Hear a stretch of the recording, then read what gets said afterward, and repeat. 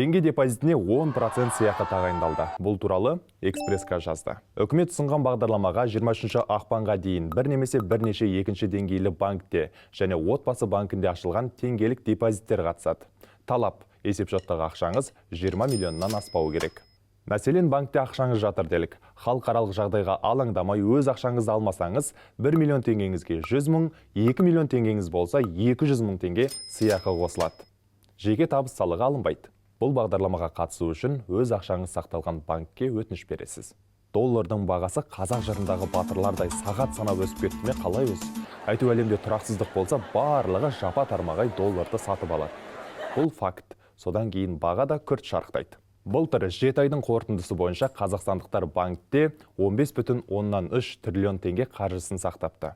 Өңірлерге келетін болсақ, ең көп ақшаны Алматы, кейін Нұр Сұлтан, Қарағанды мен Шығыс Қазақстан облысы тұрғындары жинаған.